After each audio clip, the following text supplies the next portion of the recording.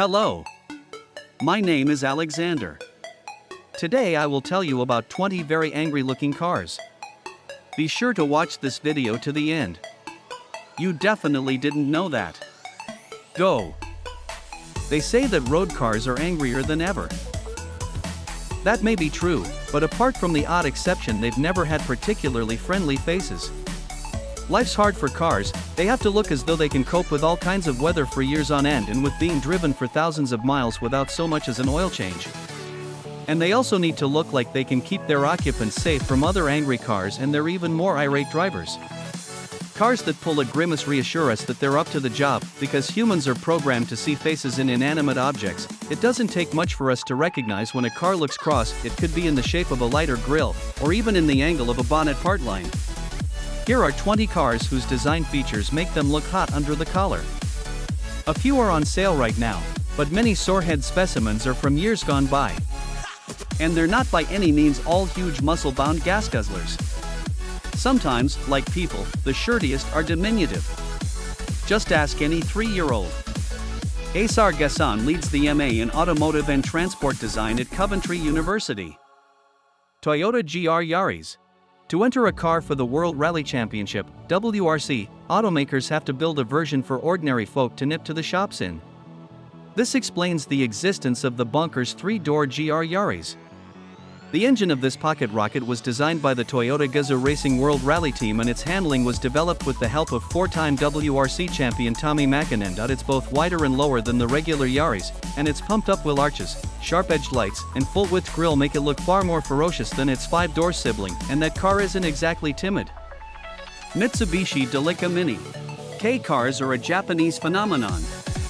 They're tiny, coming in at under 3.5 m long and 1.5 m wide, and are cheaper to tax and insure than larger cars. They're incredibly popular too, making up around a third of car sales in Japan. And if you're lucky enough to visit, you'll see that they have yellow number plates at the front as well as at the rear. Small they may be, but they're never short on character. Edgy diagonals and chunky features on the Mitsubishi Delica Mini give it a wonderfully gnarly expression. And the daytime running lights know what you're up to. Suzuki Alto Turbo RS. Suzuki have been making the Alto since 1979, though before this the Alto name was found on Suzuki vans. The scored wheel arches and angled rear pillar of the 8th generation model, first sold in 2014, tell us that this K car means business. But its front lights really steal the show. They're bolt upright and occupy their fair share of the real estate of the face, endowing the Alto Turbo RS with a particularly stern look. This little Suzuki has been in anger management sessions, and many of its features, including the lights, have softened on the latest model. Phew. Renault 8. In the 1960s, Renault started giving its cars numbers instead of names. Produced from 1962 to 1973, the 8 was a 4-meter-long saloon which was built in Bulgaria for much of its life.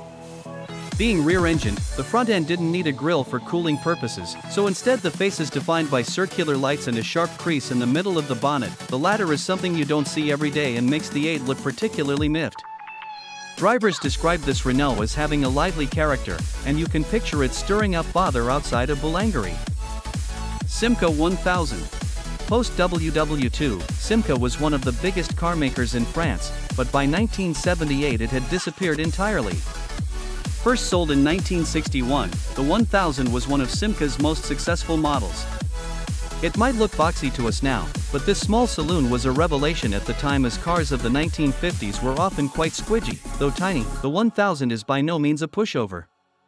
Its facial expression tells us it has somewhere to be, and it'll barge you out of the way to get there. It's all in the shape of the eyebrows that sit above the lights. Daihatsu Copen. This diminutive Japanese car has had one heck of a change in attitude. The first generation Daihatsu Copen was a happy camper with a bright, smiley disposition, and in the UK, it came with a 1.3L engine, giving it more pep than models sold in Japan. The current Copen has acquired a diving shoulder line and a large trapezoid grille, both surefire ways to give a car a seriously fiery appearance. Lights with slanted edges and prominent bonnet bulges complete the look, and the Copen is clearly annoyed with having to wear that lovely, sunny orange overcoat. MG3.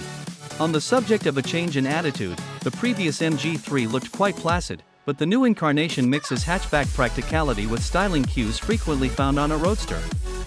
There's the sweeping shoulder line and scything rear haunch, and its designers have plumped for razor-sharp lights. They've also dropped the grille quite a bit and widened it too, and have added extra grills either side for good measure. The new MG3 has a very heated expression. It's quite possibly the angriest looking super mini in the supermarket car park, more so even than the latest Kia Picanto. Citroen C4. Starting life as a medium-sized hatchback in 2004, the Citroen C4 has, perhaps inevitably, morphed into an SUV. Citroens should be blessed with distinctive character, and the C4 doesn't disappoint. A bold vertical edge runs up the front doors and colored accents add a bit of pizzazz to the sill and bumper. The C4 channels aggression in a unique way too. Slim lights run into the uppermost chevron, and the grille has a real snarl to it. The rear lighting setup kind of mirrors the shape of the front lights, making the rump look wonderfully vexed too. MG ZT. In 2001, MG Rover abducted a load of Rover 75s from a golf club and injected them with a dose of zing. The resulting MG ZT Saloon and ZTT estate features larger wheels, upgraded suspension and brakes, and of course more poke. The front grille of the Rover 75 donor car has a chrome outline which was replaced with body-colored trim on the ZT. This alteration shifts our focus from the grille to the slanted edge of the bonnet, making the sliced-off lights look more menacing. Small changes can make a huge difference in car design. 1 Malawian Quacha Ford Escort. When it replaced the Ford Anglia in 1967, the Escort made its predecessor look veritably prehistoric and became an instant sensation. The Escort has a super slick body side, and the dramatic kick in both the swage line and rear haunch are a nod to the exhilarating American muscle cars that were taking the world by storm at the time. The squared-off front and rear ends add to the punchy look, especially in the Mexico model pictured here, and its wide-set dumbbell-shaped grille gives the 1 Malawian Quacha Ford Escort a fantastic grimace. 1963 Chevrolet Rondine concept. Chevrolet asked the fabled Italian design firm Pininfarina to create the one-off Rondine on the chassis of the second-generation Corvette, the classic Stingray with the incredible split rear windscreen. The Stingray has rippling muscles for fenders, but the Rondine is a lot sleeker and for the most part less aggressive, except at the front end. The edge of the bonnet is more angled than the Stingray's, and the forward-leaning grille looks like it could tear prey apart. The mix of a sleek body and a face that doesn't take prisoners makes for a dramatically unsettling aesthetic. VLF Force 1. The 2016 VLF Force 1 was designed by Henrik Fisker, a former design director at Aston Martin. Based on the generously bonnet Dodge Viper, the Force 1 was duty-bound to look ferocious. The huge rear wheel arch and violent flick in the window line give it a blistering sense of power, and the angles on the front and extremely small lights combine to form one of the best scowls on any car ever. 50 Force 1s were planned, but only 5 were ever built, and Fisker went on to launch Fisker Incorporated, an EV brand whose first car is the Ocean, though the company is facing tough times at present. BMW 1500. In the 1950s, BMW had fallen out of fashion with a new generation of affluent customers and desperately needed a progressive design direction to save it from looming disaster. This came in the form of the new E-Class, or new class, of cars, the first of which was the 1500. Its long, fast body lines would become a trademark of future BMWs, as would its striking front end. The bonnet thrusts forward and takes the front end along for the ride. The quintessential shark-like BMW look was born, and the Bavarian automaker was set to conquer the world. BMW XM label. For people who find the regular BMW XM to be a bit on the tame side, there's the XM label, 738 brake horsepower, 0 to 62 miles per hour in 3.8 seconds, and fire shooting out of its nostrils. Lots of people think that BMW has taken things a bit far, and the automaker may have paid attention. BMW has dialed down the aggression on 2 recent concepts that preview its future design direction, the Vision New E-Class Saloon and Vision New E-Class X SUV, so it's possible that this performance crossover may be BMW's last liaison with apoplectic styling for a while. Stranger things have happened. Rover P6. Built between 1963 and 1977, the Rover P6 was one of the first cars aimed at a new breed of thrusting businessperson and the first ever European Car of the Year. It has a really solid-looking body, and its most distinctive features are the pointed side lights which protrude above the bonnet. They're placed that way to help the driver judge the width of the car in the dark.